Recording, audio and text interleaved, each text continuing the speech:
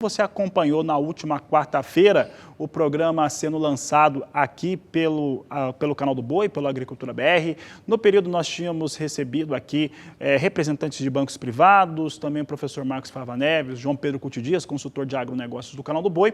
E agora nós vamos comentar com o Edmilson Costa, que havia, na oportunidade, participado conosco desse lançamento do Plano Agrícola Pecuário, sobre os números que foram colocados nesse plano. Foram 236 bilhões e 300 milhões de reais no lançamento, taxas de juros menores, que os produtores e as associações não gostaram muito.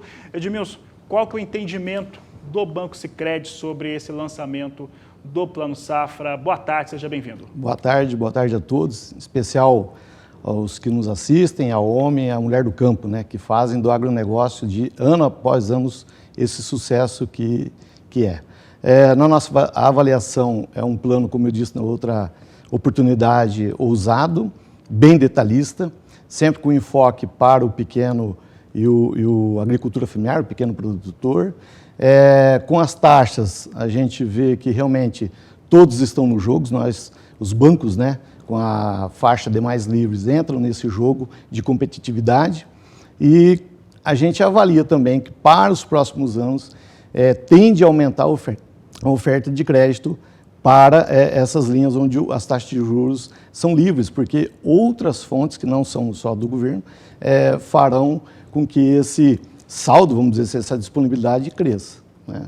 E aí a gente destaca, nesse plano, eu trouxe aqui, acabei de receber, está bem fresquinho, as normativas, né, chegaram agora pela manhã, algumas, porque o BNDES, as linhas de BNDES, até o dia 30/6, ele nos prometeu que vai divulgar para o mercado financeiro a operacionalização de todas as linhas, mas a gente destaca a taxa de juros, como você já bem frisou, uma taxa de juros que vem ano após ano tendo essa redução, e agora mais significativa, de novo, para o pequeno produtor.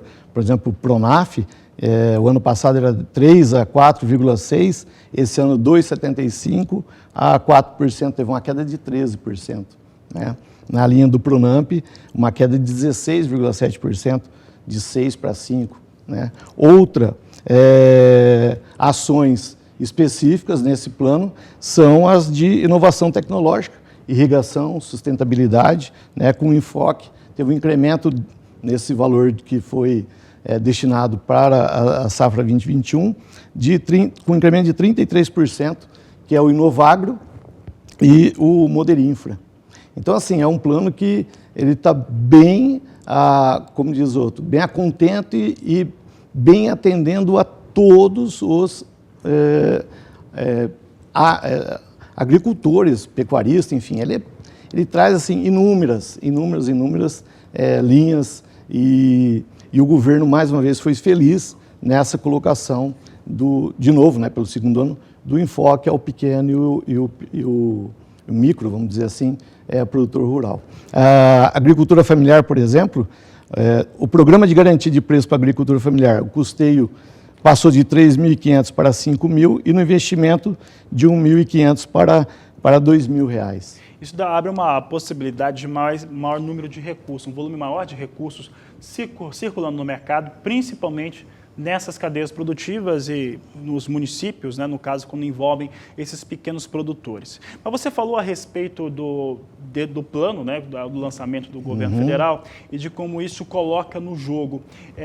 Esse plano lançado nesta última quarta-feira, 2021, ele coloca bancos públicos e privados, considerando juros controlados e juros livres, numa situação de competitividade hoje, tomada de recurso via Plano Safra, não que não seja relevante, mas talvez o juro controlado já perdeu um pouco, já perdia ano passado e agora perdeu talvez de vez essa situação? Eu vejo por esse viés, mais uma vez reforçando, de modo, nesse ano, todos estão no mesmo jogo, a competitividade vai aumentar. E, por certo, quem ganha é o próprio produtor, né? Tanto banco público como banco privado.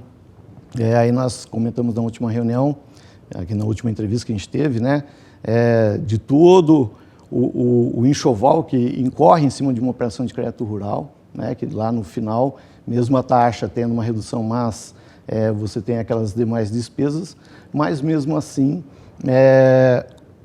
é competitivo. E vou te dizer uma coisa, faz bem eu digo isso pela cooperativa, esse atendimento, né, esse acolhimento, o entendimento de que o agricultor precisa e fazer aquelas linhas que eu disse, né, na vez passada, de um modo geral, onde na somatória eu preciso de inovar, eu preciso de sustentabilidade, eu preciso de aquisição de máquinas, mas você faz ali um programa ABC, onde no rol disso tudo o custo financeiro é acessível. Então, mais uma vez, coloca no jogo todos os bancos, as demais linhas, nós temos, você vê, uma semana depois, já temos ofertas já de outras fontes, já fora daqui do país, para que a gente possa estar operando. Então, assim, essa confiança, fontes... só para finalizar, assim, essa confiança que eu disse, que os olhos de fora estão sobre o Brasil, né? Então, o nosso sistema financeiro, isso é consolidado. Então, eles olham para cá e falam, puxa vida, tem direção, está correto, está no rumo. Então, a gente tem confiança em disponibilizar linhas. Esse ponto é interessante. Nós falamos aqui diariamente, Edmilson, a respeito do capital investido no Brasil, seja capital de brasileiros, mas principalmente de estrangeiros que sempre investiram no Brasil, porque o Brasil sempre teve taxas de juros muito altas. Então, investir em ações, mercado especulativo no Brasil, países em subdesenvolvimento, né, em desenvolvimento, sempre foram muito interessantes para esse tipo de investimento. Como a taxa de juros mais baixa, ele perde um pouco de atratividade, não há dúvida em relação a isso.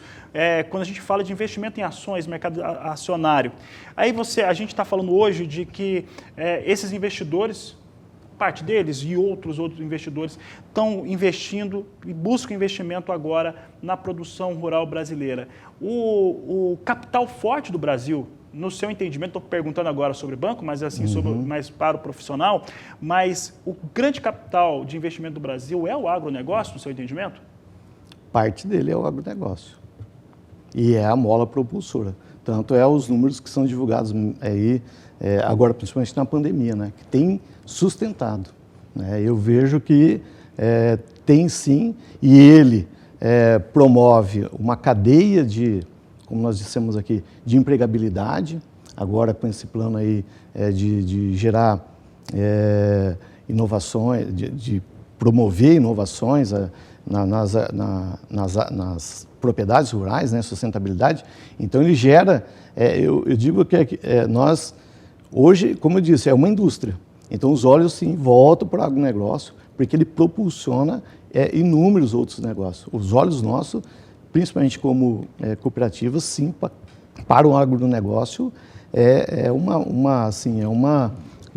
uma luz que brilha forte. Essa entrada de recursos automaticamente disponibiliza uma maior quantidade de valores para a tomada de crédito. Sim. E é um mercado muito grande, não dá para se prever qual é o tamanho do mercado internacional para investimento no agro no Brasil. No futuro, a gente pode estar mais ligado num volume de recursos, porque eles vão determinar muito qual que é o custo desse crédito também, mais do que a nossa própria Selic aqui interna. Pode vir a trazer essas determinações, Edmilson? Pode vir a trazer as determinações, mas o que a gente tem percebido nesses movimentos também, as taxas, elas estão, como diz, similares, em alguns casos até abaixo do que a gente tem. Então, eu digo de novo, vai ter muita competitividade. E aí, não é só a questão do custo, mas a disponibilidade. Por exemplo, durante o ano de agora, vira e mexe, o BNDES tinha que fechar o orçamento, porque a demanda a procura é muito maior do que tem a oferta. Né? Agora, recentemente, ele abriu algumas linhas agora no final de maio e junho, mas já não são suficientes. A gente tem muita coisa represada para o ano e precisa finalizar agora até dia 30/6. E se não tem esses recursos? Então, por isso que eu vejo que aí, sim, é um auxílio a que a gente possa acelerar muitos processos, muitas demandas que precisam ser implementadas lá no campo, para a gente continuar competitivo com os nossos preços de commodities. E aí, como diz, até vai dar um fôlego, uma ajuda ao próprio BNDES nessa questão de orçamento, porque assim, ano após ano, e esse ano ainda foi muito latente, por algum período ele fechava, porque acabou a dotação orçamentária. E aí como é que você faz? Então por isso que eu vejo que, e é bem-vindo essas outras linhas sim, a gente olha com muito cuidado sim, mas já são algumas dessas fontes já estão conosco já há algum tempo no Brasil, então já sabem da realidade, mas vão vir com mais força, virão outras fontes.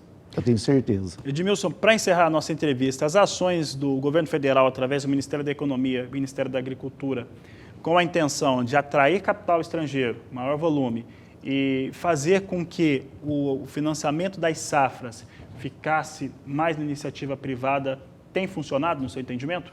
Começou. Eu vejo que já nós demos nesse safra passada e mais agora, já se iniciou, já é um bom começo. Como eu disse na reunião passada, já começou esse movimento e tende a aumentar. O próprio professor, na entrevista dele, daqui 5 anos a gente vai ter um novo cenário de quando se falar em plano safra de agronegócio dentro do nosso país. Eu tenho certeza que será uma outra realidade. E nós precisamos sim, porque a gente precisa acelerar o nosso processo, nós somos...